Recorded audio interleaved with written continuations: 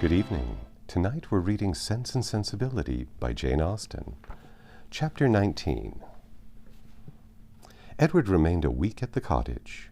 He was earnestly pressed by Mrs. Dashwood to stay longer, but as if he were bent only on self-mortification, he seemed resolved to be gone when his enjoyment among his friends was at the height. His spirits, during the last 2 or 3 days, though still very unequal, were greatly improved. He grew more and more partial to the house and the environs, never spoke of going away without a sigh, declared his time to be wholly disengaged, even doubted to what place he should go when he left them. But still go he must. Never had a week passed so quickly. He could hardly believe it to be gone. He said so repeatedly, other things he said too, which marked the turn of his feelings and gave the lie to his actions. He had no pleasure at Norland. He detested being in town, but either to Norland or London he must go. He valued their kindness beyond anything, and his greatest happiness was in being with them. Yet he must leave them at the end of the week, in spite of their wishes and his own, and without any restraint on his time. Elinor placed all that was astonishing in this way of acting to his mother's account. And it was happy for her that he had a mother whose character was so imperfectly known to her as to be the general excuse for everything strange on the part of her son. Disappointed, however, and vexed as she was, and sometimes displeased with his uncertain behavior to herself, she was very well disposed on the whole to regard his actions with all the candid allowances and generous qualifications which had been rather more painfully extorted from her for Willoughby's service by her mother. His want of spirits, his openness, and of constancy were most usually attributed to his want of independence, and his better knowledge of Mrs. Ferrars's dispositions and designs. The shortness of his visit, the steadiness of his purpose in leaving them, originated in the same fettered inclination, the same inevitable necessity of temporizing with his mother. The old well-established grievance of duty against will, parent against child, was the cause of all. She would have been glad to know when these difficulties were to cease, this opposition was to yield, when Mrs. Ferrars would be reformed and her son be at liberty to be happy. But from such vain wishes she was forced to turn for comfort to the renewal of her confidence in Edward's affection, to the remembrance of every mark of regard in look or word which fell from him while at Barton, and above all to the flattering proof of it which he constantly wore round his finger. "I think, Edward," said Mrs. Dashwood, as they were at breakfast the last morning, "you should be a happier man if you had any profession to engage your time and give an interest to your plans and affections and actions. Some inconvenience to your friends indeed might result from it. You would not be able to give them so much of your time, but," with a smile, "you would be materially benefit in one particular at least. You would know where to go when you left them." "I do assure you," he replied, "that I have long thought on this point as you think now. It has been and is and probably will always be a heavy misfortune to me that I have no necessary business to engage me, no profession to give me employment, or afford me anything like independence. But, unfortunately, my own nicety and the nicety of my friends have made me what I am, an idle, helpless being. We never could agree in our choice of profession. I always preferred the church, as I still do, but that was not smart enough for my family. They recommended the army. That was a great deal too smart for me. The law was allowed to be genteel enough. Many young men, who had chambers in the Temple, made a very good appearance in the first circles, and drove about town in knowing gigs. But I had no inclination for the law, even in this less abstruse study of it, which my family approved. As for the navy, it had fashion on its side, but I was too old when the subject was first started to enter it, and at length, as there was no necessity for my having any profession at all, as I might be as dashing and expensive without a red coat on my back as with one, idleness was pronounced on the whole to be the most advantageous and honorable, and a young man of 18 is not in general so earnestly bent on being busy as to resist the solicitation of his friends to do nothing. I was therefore entered at Oxford, and have been properly idle ever since.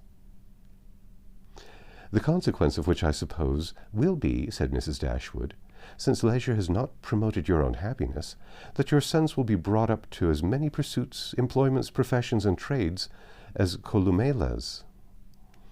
They will be brought up, he said in a serious tone, to be as unlike myself as is possible, in feeling, in action, in condition, in everything. Come, come, this is all an effusion of immediate want of spirits, Edward. You are in a melancholy humor, and fancy that anyone unlike yourself must be happy. But remember that the pain of parting from friends will be felt by everybody at times, whatever their education or state. Know your own happiness. You want nothing but patience, or give it a more fascinating name. Call it hope.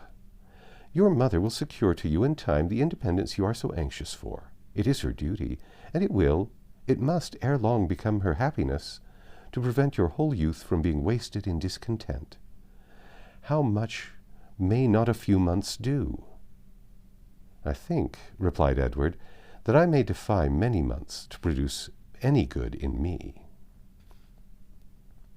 This desponding turn of mind, though it could not be communicated to Mrs. Dashwood, gave additional pain to them all in the parting, which shortly took place, and left an uncomfortable impression on Elinor's feelings especially, which required some trouble and time to subdue. But it was her determination to subdue it, and to prevent herself from appearing to suffer more than what all her family suffered on his going away. She did not adopt the method so judiciously employed by Marianne on a similar occasion to augment and fix her sorrow by seeking silence, solitude, and idleness. Their means were as different as their objects, and equally suited to the advancement of each.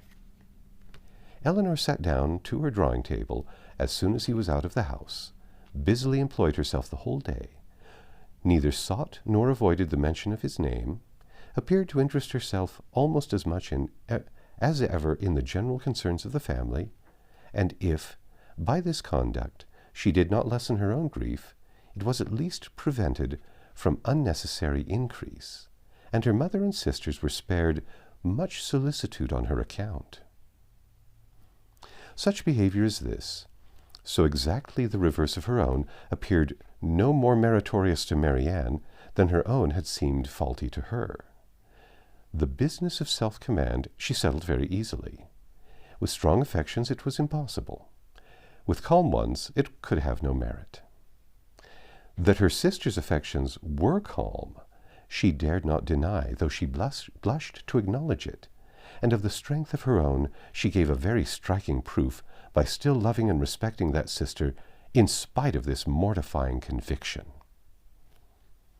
Without shutting herself up from her family, or leaving the house in determined solitude to avoid them, or lying awake the whole night to indulge meditation, Elinor found every day afforded her leisure enough to think of Edward, and of Edward's behavior, in every possible variety which the different state of her spirits at different times could produce, with tenderness, pity, approbation, censure, and doubt. There were moments in abundance when, if not by the absence of her mother and sisters, at least by the nature of their employments, conversation was forbidden among them, and every effect of solitude was produced. Her mind was inevitably at liberty, her thoughts could not be chained anywhere elsewhere, and the past and the future, on a subject so interesting, must be before her, must force her attention and engross her memory, her reflection, and her fancy. From a reverie of this kind, as she sat at her drawing-table, she was roused one morning, soon after Edward's leaving, by the arrival of company. She happened to be quite alone. The closing of the little gate at the entrance of the green court in front of the house drew her eyes to the window, and she saw a large party walking up to the door. Amongst them were Sir John and Lady Middleton, and Mrs. Jennings, but there were two others, a gentleman and a lady, who were quite unknown to her. She was sitting near the window, and as soon as Sir John perceived her, he left the rest of the party to the ceremony of knocking at the door, and stepped across the turf, obliging her to open the casement to speak to him, though the space was so short between the door and the window as to make it hardly possible to speak at one without being heard at the other. "Well," said he, "we have brought you some strangers. How do you like them?" "Hush, they will hear you." "Never mind if they do. It is only the Palmers. Charlotte is very pretty, I can tell you. You may see her if you look this way." As Eleanor was certain of seeing her in a couple of minutes, without taking that liberty, she begged to be excused. "Where is Marianne? Has she run away because we are come? I see her instrument is open." "She is walking, I believe." They were now joined by Mrs. Jennings, who had not patience enough to wait till the door was opened before she told her story. She came hallooing to the window. "How do you do, dear, my dear? How does Mrs. Dashwood do? And where are your sisters? What, all alone? You will be glad of a little company to sit with you. I've brought my other son and daughter to see you. Only think of their coming so suddenly. I thought I heard a carriage last night while we were drinking our tea, but it never entered my head that it could be them. I thought of nothing but whether it might not be Colonel Brandon come back again. So I said to Sir John, 'I do think I hear a carriage. Perhaps it is Colonel Brandon come back again.'" Eleanor was obliged to turn from her, in the middle of her story, to receive the rest of the party. Lady Middleton introduced the two strangers. Mrs. Dashwood and Margaret came downstairs at the same time, and they all sat down to look at one another, while Mrs. Jennings continued her story as she walked through the passage into the parlour, attended by Sir John. Mrs. Palmer was several years younger than Lady Middleton, and totally unlike her in every respect. She was short and plump, had a very pretty face, and the finest expression of good humour in it that could possibly be. Her manners were by no means so elegant as her sister's, but they were much more prepossessing. She came in with a smile, smiled all the time of her visit, except when she laughed, and smiled when she went away. Her husband was a grave-looking young man of 5 or 26, with an air of more fashion and sense than his wife, but of less willingness to please or be pleased. He entered the room with a look of self-consequence, slightly bowed to the ladies without speaking a word, and, after briefly surveying them and their apartments, took up a newspaper from the table and continued to read it as long as he stayed. Mrs. Palmer, on the contrary, who was strongly endowed by nature with a turn for being uniformly civil and happy, was hardly seated before her admiration of the parlour and everything in it burst forth. "Well, what a delightful room this is! I never saw anything so charming. Only think, mamma, how it is improved since I was here last. I always thought it such a sweet place, ma'am," turning to Mrs. Dashwood. "But you have made it so charming. Only look, sister, how delightful everything is. I should like such a house for myself. Should not you, Mr. Palmer?" Mr. Palmer made no answer, did not even raise his eyes from the newspaper. "Mr. Palmer does not hear me," she said, laughing. "He never does. Sometimes it is so ridiculous." This was quite a new idea to Mrs. Dashwood, who had never been used to find wit in the inattention of anyone, and could not help looking with surprise at them both. Mrs. Jennings, in the meantime, talked on as loud as she could, and continued her account of their surprise the evening before on seeing their friends, without ceasing till everything was told. Mrs. Palmer laughed heartily at the recollection of their astonishment, and everybody agreed, 2 or 3 times over, that it had been quite an agreeable surprise. "You may believe how glad we were to see them," added Mrs. Jennings, leaning forward towards Eleanor, and speaking in a low voice, as if she meant to be heard by no one else, though they were seated on different sides of the room. "But, however, I can't help wishing they had not travelled quite so fast, nor made such a long journey of it, for they came all round by London upon account of some business, for you know," nodding significantly and pointing to her daughter, It was wrong in her situation. I wanted her to stay home and rest this morning, but she would come with us. She longed so much to see you all." Mrs. Palmer laughed and said it would not do her any harm. "She expects to be confined in February," continued Mrs. Jennings. Lady Middleton could no longer endure such a conversation, and therefore exerted herself to ask Mr. Palmer if there was any news in the paper.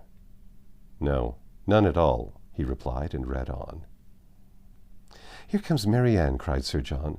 "Now, Palmer, you shall see a monstrous pretty girl." He immediately went into the passage, opened the front door, and ushered her in himself. Mrs. Jennings asked her, as soon as she appeared, if she had not been to Allenham, and Mrs. Palmer laughed so heartily at the question as to show she understood it. Mr. Palmer looked up on her entering the room, stared at her some minutes, and then returned to his newspaper. Mrs. Palmer's eye was now caught by the drawings which hung round the room. She got up to examine them. "Oh, dear, how beautiful these are! Well, how delightful! Do but look, mamma, how sweet! I declare they are quite charming. I could look at them forever." And then sitting down again, she very soon forgot that there were any such things in the room.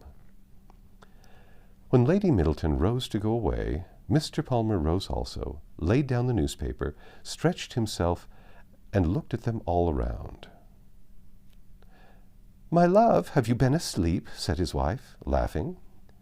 He made her no answer, only observed, after again examining the room, that it was a very low pitch, and that the ceiling was crooked.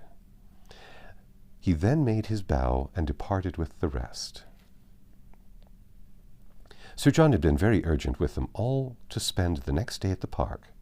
Mrs. Dashwood, who could not choose to dine with them oftener than they dined at the cottage, absolutely refused on her own account. Her daughters might do as they pleased, but they had no curiosity to see how Mr. and Mrs. Palmer ate their dinner, and no expectation of pleasure from them in any other way. They attempted, therefore, likewise to excuse themselves. The weather was uncertain and not likely to be good. But Sir John would not be satisfied. The carriage should be sent for them, and they must come. Lady Middleton, too, though she did not press their mother, pressed them.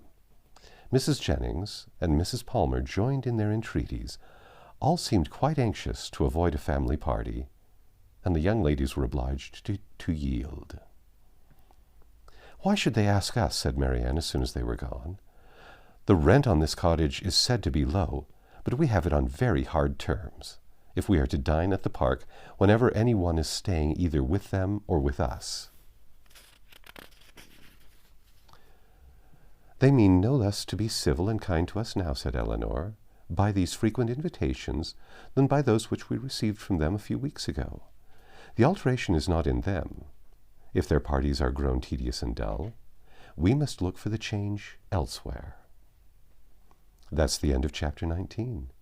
Come back tomorrow and we'll read chapter 20.